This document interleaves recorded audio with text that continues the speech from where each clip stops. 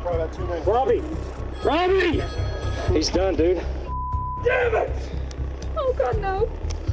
Oh. To go out at first because I didn't know if there was somebody out there. He said he doesn't have any He doesn't enemies. have enemies. He's a firefighter. Is that the daughter? Hai, aku Anjali Marsia, selamat datang di YouTube channel aku. Sebelum kita mulai, jangan lupa like, komen, dan subscribe. Seorang ayah yang bekerja sebagai petugas pemadam kebakaran, dia mengabdikan hidupnya untuk menyelamatkan orang lain. Pada tanggal 26 Februari tahun 2019, hidupnya berakhir. Dan itu bukan karena kobaran api guys, melainkan peluru yang datang dalam kegelapan. Ini kisah nyata guys, seorang pemadam kebakaran yang dihormati oleh warga kota tewas mengenaskan dibunuh oleh orang terdekatnya sendiri.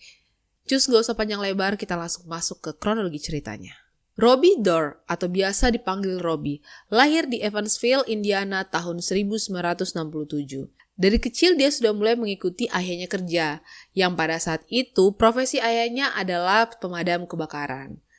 Ketika dewasa, Robbie menyelesaikan pendidikannya dengan prestasi yang cukup baik. Kemudian Robbie memutuskan untuk mengikuti jejak sang ayah. Robbie bergabung dengan Departemen Kebakaran Evansville dan dia bekerja hampir 30 tahun lamanya. Robbie juga menjadi bagian penting di pemadam kebakaran Evansville. Gak cuma itu aja guys, Robbie juga sempat kerja selama 15 tahun di Taco John's. Nah, karena dedikasinya terhadap masyarakat sangat tinggi, Robbie bahkan pernah dapat penghargaan Silver Merit gara-gara pernah nyelamatin orang waktu kebakaran besar pada tahun 2003. Jadi guys, Robbie ini sosok seorang ayah, suami yang sangat pekerja keras. Nah gak itu aja guys, di kota itu Robbie ini juga dikenal sebagai orang yang baik. Dia mempunyai hobi bermain bowling, mancing, dan menghabiskan waktu bersama dengan orang yang dia sayangi. Nah sekarang kita masuk ke kehidupan pribadi Robbie. Robbie mempunyai seorang istri yang bernama Elizabeth Becky Fox Dorr. Dia juga mempunyai seorang putri bernama Lindsay Griffin dari hubungan sebelumnya. Pada tanggal 26 Februari tahun 2019, pada saat itu Robbie berusia 51 tahun. Jam menunjukkan pukul 1 dini hari. Dia pulang ke rumah setelah mendapatkan shift malam. Saat dia keluar dari mobil, Robbie ditembak secara fatal oleh seorang yang sudah menunggunya di kegelapan. Guys, Robbie ditembak 3 kali dan tewas di driveway rumahnya. Mendengar suara tembakan itu, tetangga langsung keluar rumah dan mendapatkan Robbie sudah jatuh tergeletak tewas mengenaskan. Elizabeth langsung menghubungi polisi dan polisi langsung datang dan menemukan Robbie sudah tak bernyawa. Polisi juga langsung menutup area dengan garis polisi. Polisi memeriksa tubuh korban dan langsung melakukan penyelidikan. Saat diwawancarai, sang istri Elizabeth mengaku melihat cahaya lampu mobil di driveway sebelum terdengar beberapa tembakan. Nah, istrinya juga mengaku guys bahwa ia langsung lari keluar melihat keadaan suaminya yang pada saat itu sudah sekarat. Istrinya langsung menghubungi 911. Tidak ada jejak pelaku, tidak ada tanda perampokan, tetapi tim penyelidik merasakan ada sesuatu yang ganjil. Entah mengapa mereka tidak sepenuhnya mempercayai kesaksian dari istrinya. Penyelidik mulai menggali dan menemukan sesuatu yang membuat mereka menemukan titik terang dari kasus pembunuhan Robbie Dorr. Kalian tebak apa guys? Penyelidik menemukan surat yang ditulis oleh Robbie sebelum kematiannya. Isi surat itu menunjukkan bahwa Elizabeth atau istrinya terlibat hubungan gelap dengan seorang mantan narapidana pembunuhan yang bernama Larry Richhorn. Jadi guys, si Elizabeth atau istrinya itu tuh sudah ketahuan sama si Robbie ini kalau dia tuh berselingkuh. Polisi langsung meringkus Elizabeth dan menyita ponsel miliknya. Dan bener guys, ditemukan isi chat perselingkuhan Elizabeth dan si Larry ini. Yang kalian tahu guys siapa si Larry ini? Dia adalah suami dari adik perempuannya. Gila ya, jadi tuh si Elizabeth ini berselingkuh dengan adik iparnya sendiri. Penyelidik juga mengungkap bahwa Elizabeth dan Larry melakukan panggilan telepon selama 5 menit sebelum penembakan terjadi. Namun panggilan itu dihapus oleh Elizabeth sebelum dia menelpon polisi demi menghilangkan jejak. Gak sampai di situ aja guys, anaknya Larry ikut bersaksi bahwa dia pernah melihat perselingkuhan ayahnya. Dia melihat Elizabeth dan ayahnya ciuman di depan rumah Robbie. Oh my god.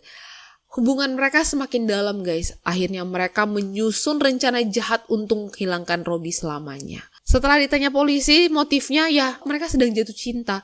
Nafsu mereka ingin mendapatkan uang dan asuransi jiwa. Kisah ini sangat tragis. Ketika cinta dan uang sudah bersatu, maka terjadilah sebuah pembunuhan berdarah dingin. Direncanakan secara diam-diam dan dilaksanakan tanpa belas kasihan. Kasus ini membutuhkan waktu yang lama. Pada Juni 2021, data ponsel menunjukkan lokasi Larry berada di sekitar TKP pada saat malam kejadian. Setelah pembunuhan itu, kamera pengawas juga merekam bahwa Larry berada di SPBU, lokasinya dekat dengan TKP. Anak Larry juga bersaksi bahwa senjata jenis Taurus Judge Revolver juga kemungkinan digunakan dalam aksi pembunuhan ini. Larry sempat menyuruh anaknya untuk mencuri pistol tersebut untuk dikasih ke ayahnya.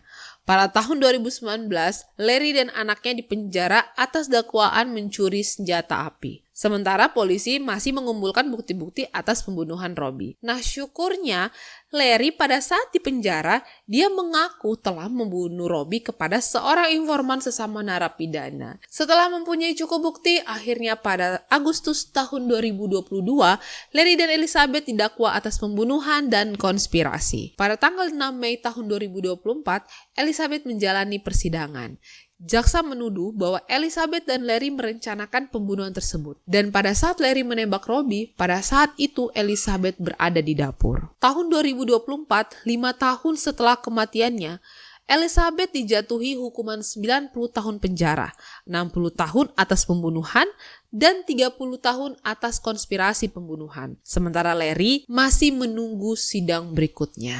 Namun guys, bagi keluarga Robbie, luka itu tak pernah sembuh. Keadilan tak bisa mengembalikan nyawanya. Putri Robbie, Lindsay Griffin, memberikan pernyataan emosional di pengadilan. Tahun kelima ini sangat berat. Kami melewatkan liburan tanpa ayah. Anak-anak tumbuh tanpa ayah. Mereka bilang semua akan lebih mudah seiring berjalannya waktu. Tapi itu bohong. Kami mulai lupa suara dan aromanya. Kami harus menggali ingatan kami untuk mengingatnya kembali. Saat ini Elizabeth menjalani hukumannya di Rockville Correctional Facility, Indiana. Sementara Larry Richhorn masih menunggu persidangan sebagai tersangka pelaku penembakan Robbie Dorr. Ya, kita doakan aja guys, semoga Larry bisa dihukum sesuai dengan perbuatannya. Robbie Dorr seorang pahlawan, seorang ayah, seorang sahabat, gugur bukan di medan kebakaran, tapi di tangan orang yang ia percayai. Kadang luka paling dalam tidak selalu datang dari musuh, tapi dari orang yang paling kita percayai. Oke guys, sekian cerita aku tentang kasus pembunuhan Robbie Dorr, seorang suami, seorang ayah yang tewas dibunuh oleh istrinya sendiri. Menurut kalian, hukuman apa yang paling pantas diterima oleh Larry Richhorn? Kalian bisa isi atau tuangkan pendapat kalian di kolom komentar. Oke, terima kasih yang sudah dengar ceritaku sampai akhir. Sampai jumpa di ceritaku selanjutnya. Bye-bye.